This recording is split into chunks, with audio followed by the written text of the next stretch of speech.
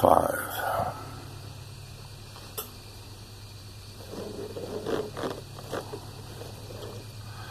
I'm taking a little break in between the telling the story of the one-man cell number 3 torture for 155 days. Yes, I'm tired. I went over to university today. I can't stand humans anymore. They're just so freaky. They dress weird. They act. They do shit every time I get around them that usually 1 out of 10 or 1 out of 100 of them deserves to get punched out. And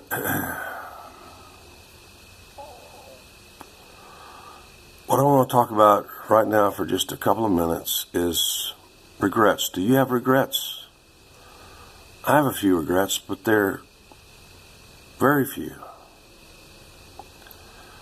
Of the more than 600 people that I have laid to rest,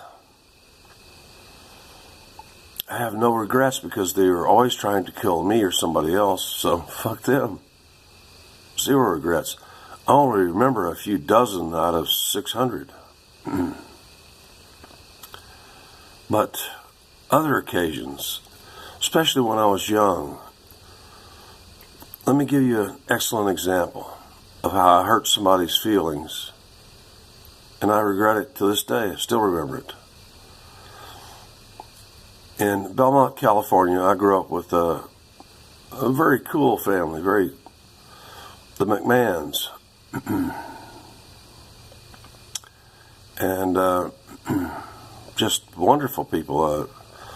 I think they had at least 3 sons, and they were just wonderful people and stuff like that. And the mother, just to some people in that community, would be a cultural embarrassment because her husband was a millionaire dry cleaner down around Stanford. And because of his generosity and because of the nature of female chemistry and giving birth to several children, she had become quite large. But I remember one day I was in the McMahon's house, and Roger, his brother, was gone somewhere, and please, these people are always so nice to me. They had a friend that used to send them like 50-pound boxes of lobster tails, and it was just, and we used to go scuba diving in their pool out back, and they were, and Roger and his family had one of those old, was it Funkhauser or something, the shortwave radio receivers from the late 20s, early 30s, where we used to sit around and pick up China and listen to China. Smoke a little pot and stuff and just fuck around. And they had like black labs and stuff like that, and they had flat teeth from retrieving rocks, etc. And they were just wonderful people. I'm about 4 minutes in. I'm going to try to keep this to just...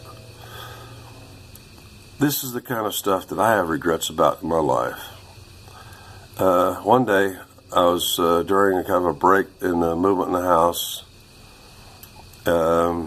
Actually, I want to go back and say, in my freshman year, on day 1 of contact, it was Roger McMahon's brother and the quarterback. I was playing nose guard, and I tackled both him and the quarterback on the first play, fractured my spine, but all the coaches were going like, hey! They finally knew they had an ass kicker there. But, something that still creeps up from time to time as a real regret in life was that I was sitting in the sofa in the living room of the McMahon house home on the edge of the Belmont Canyon in Belmont, California. And I was talking to Mr. McMahon, and I knew he was bringing home $1 million a year from a dry cleaner's. He was only a high school graduate, super sweet man, and but I knew he was bringing home at least $1 million a year from the dry cleaning of the Stanford professors and soon to be Silicon Valley weird anyway. And we were chatting, and I said, yeah, you're an unqualified success, because I'm a English snot. I know what that means, but most of you don't know it. And he was quiet for a moment, and I think he thought, I instantly realized I should have explained more. By explaining, I would have further insulted him. And I always regret using that phrase, because an unqualified success means that you don't have to prove that you're a success, Mr. McMahon. You're bringing home $1 million a year with a high school, degree, diploma. You've taken care of your wife, your sons, your children, everybody admirably. And that's what an unqualified success means. You don't have to qualify it. There's no ifs, ands, or buts, or howers needed. That's what I meant, Mr. McMahon, is that you're a success. And you don't have to prove it. But in saying it, he didn't understand what I said, and I think I hurt his feelings. And I've regretted that now for almost 50 years. End of this